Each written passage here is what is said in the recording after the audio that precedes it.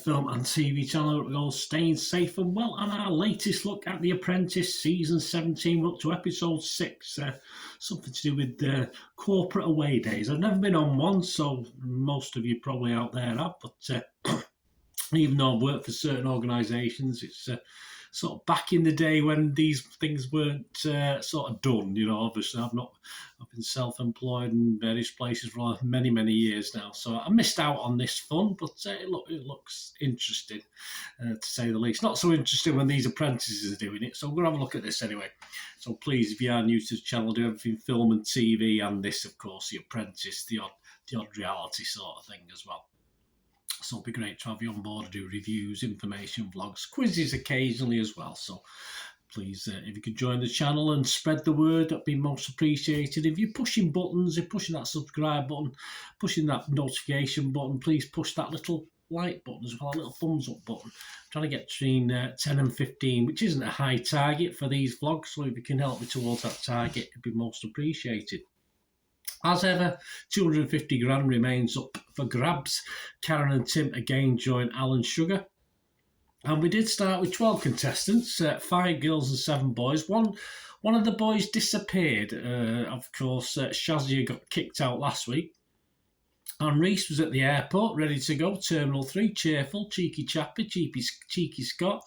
And yes, when they got to Dubai, he suddenly vanished. But the rumour was he was poorly, or they implied that. But obviously, I think it was more alcohol related. The story is he got stuck into the old alcohol on the plane, and not happy, Mr. Sugar got rid. So yeah, he certainly did it for Scotland, didn't he? He was on this programme to prove what was good in Scotland, if you like, entrepreneurs, etc. But this is not the ideal thing to do, was it? So yes, we ended up with obviously a team of 5 and a team of 6. We had 2 corporate clients who would be fixed a price for a corporate away day in Dubai. Yes, in the what's a wonderful place. I do fancy going one day. So 2 corporate clients are set up. Affinity then obviously starts with Simba, Bradley, Rochelle, Joseph, Avi and Danny. And of course, Rochelle gets the PM job. If you presumably watched it, if you're watching this, just to see what my views are. Avi, though, was a bit keen to get it, but because he's had previous, but of course he's been a PM as well. So they did decide on Rochelle because she's not had the opportunities. So that was fine. And they agreed on a camel ride. Seems fine in the state of it. I don't mind. I've not been on one. I've seen a few in Egypt when I was there, but I've not been on one. Coffee making. Yeah, take that or leave it. And they did actually added bread to that as well, which double excitement, I suppose. But yeah, they did actually pay a little bit extra for the bread as well. But I mean, I can't understand why. Of course, Rochelle wasn't involved when they agreed this. This was a sub team, so but she wasn't going to be happy with that, which was fair enough. And of course, to chill in the desert would have been nice, but great in theory. But it didn't go to plan, did it? Avi, Simba, Rochelle agree with the clients. Not too bad, 2,500 dirham, and they got 2,100. So not bad. That's about £480 or something like that. So we'll speak in dirham today. An okay meeting with the clients. Danny, Bradley and Joe sorted the food out, 215 dirham per person. No obvious problems as yet until later on, when obviously we see the drinks list, but we don't see what they get up to when they're ordering it. Camel ride, the actual camel ride went okay. And then so these all seem to enjoy it, the clients. Avi chats about the desert and sort of makes some little jokes. Yeah, a little tumbleweed was blowing across as he made those jokes. Avi thought he did a good job anyway, so bless him, leave him to it. And of course, it all fell apart. It all fell apart with the food. It all fell apart with food being undercooked. It didn't look great when they're preparing it. I mean, these guys have spent a lot of money, and it was not quality, that's for sure. And yes, we found out they were going to be limited to 2 glasses of water and a fruit juice and a soft drink. I have no idea. I'm sure it wouldn't have cost too much to make sure there was enough water and fruit juice to go around, or soft drinks to go around. Absolute disaster of a decision was made, especially they're in the desert. Surely a task loser, we'll see, but a refund is imminent because the food was rubbish. They couldn't even drink what they wanted. The clients were making jokes about it in a gallows humour sort of way. And of course, it was one of the last things he did. Of course, he did the coffee thing and bread thing after it, but obviously this meal and the drinks, just at the end of the day, the darkness was falling. It was towards the end of the task, so just a poor way to finish. At least leave your clients on a high. Unfortunately, they didn't. Of course, he did get more water, but the damage had been done then. He'd only been told they were rations, so bit stupid to say that. Just get the drinks out. Don't even mention the ration. Then they would have probably not drank that much anyway. Or because obviously once you're told you can't have something, you're gonna want more of it, aren't you? Obviously they're only young. These contestants, they probably don't understand that. So there you go. That was them. Apex, of course, is Marnie, Victoria, Megan, Sahel and Matt. So just 5 of them now with no Reese.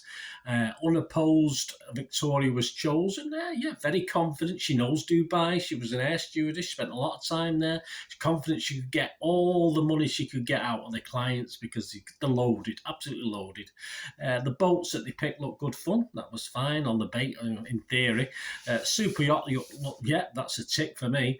DJ Masterclass, not my sort of thing, but hey, it seemed to go well at the night. But the trouble is, Megan and Mark were quite happy that they actually paid more. He paid 500 dirham more than his recommended retail price. So that isn't what you do, guys. I'm sorry. And apparently, they paid for 4 hours and only got about 30. So he really did. I mean, I think I should have been a DJ in a previous life with this how they go on. But total disaster class from Megan and Mark deciding that. And really, Victoria was pretty laid back up when she found out. She should have really given her a right rollicking for that. It was absolutely pathetic. Could have easily lost them the task. Victoria Marnie Sohail pitched to the client. They wanted 3,500 dirham. Yes, because as they've been told, they loaded these clients and they ended up settling for 1,600. So less than half. Wasn't great, was it? So much for the big spenders, Victoria.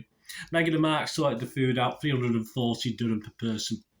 And we'll do the cooking. And during the cooking, Megan, of course, the sea got a bit choppy. And Megan, got a bit seasick, poor Megan. And she'd done quite well up to then. She was doing pretty well. But she obviously, poor Mark was left. And it didn't go well on the food, as with the other team. This didn't go as well. But not quite as bad. But it certainly didn't go as well as they would have liked.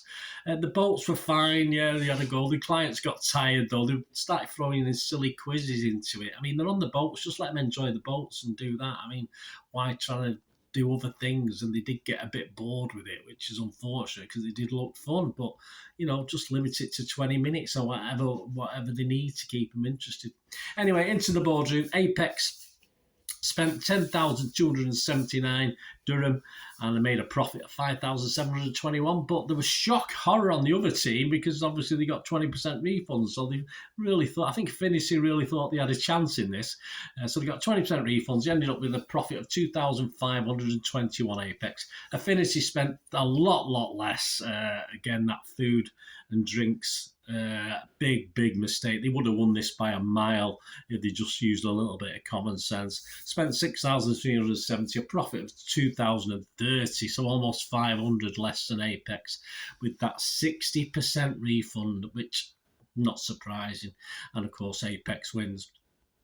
And yeah, Affinity, they'll make it. Affinity were just lucky that Apex caught up on perhaps the food, which was below standard, but mainly the drinks as well. Because if the drinks it had unlimited drinks, that was where all the problems were. The food wasn't great, but 60% I don't think would have been as high as that.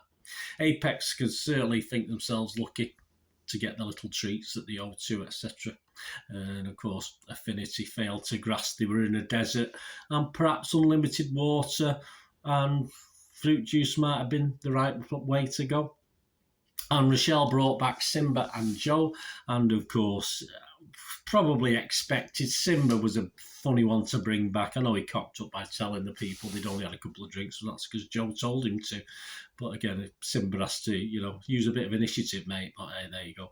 Anyway, Joe went, which I think is fair enough. I think Rochelle got away with it, but I think Joel's mistake with this food and drink thing. Of course, Megan would have been in trouble as well if she'd been brought back. Not Megan, who was with Joe, the girl with Joe, I forgot who it was now. So they would have been in trouble as well, but it was Joe who took the stick, and it's bye Joe. And it's a shame because he was poor in this task, but I thought Joe was okay. I thought Joe wasn't a bad candidate. So standing out this week, yeah, I mean, I wouldn't say I was blown away by anyone. I think Victoria, though totally wrong on most of what she said, certainly had a lot of confidence. I like that in it this week, but most of what she said was rubbish. Megan was good till she got C6. Sahel, is he the quiet assassin, Sahel? Very, very quiet. Is he going to come to the fore?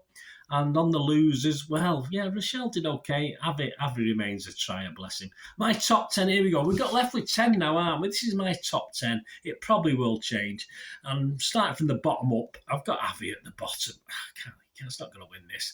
Followed by Mark, Bradley, Marnie, Danny, Simba, Sahel, Megan, Victoria, and I've stuck Rochelle at the top. I mean, I say this will change week by week, but I just think overall during each task she's out there. She's putting herself out there. But again, we got 3 girls at the top. But as I said, Sahel might, if he gets a PM thing, gets sort of a bit more established, he could be the quiet assassin, Sahel. So it'll be interesting to see. So there you go. Let me know what your top 10 is, guys. You've got 10 there. Give us your top 10. It'd be great to hear from you. And, of course, next week, with 10 candidates, they're tasked with doing a kid's lunchbox and an app. I don't know how that sort of works out, but I'm sure we'll find out next week. And as Reese goes back to Bonnie Scotland, a bit worse for wear. At least he got the play. I'm sure they didn't fly him back straight away. He probably had a couple of days in Dubai, so he did all right, didn't he? But silly Reese, you were gonna be the pride of Scotland, mate. You badly let him down. But let me know what you thought, guys. Anyway. Thanks for joining me. Until we meet again next week, hopefully, on Apprentice, the next episode. Please stay safe, everyone. Thanks for watching. Bye for now.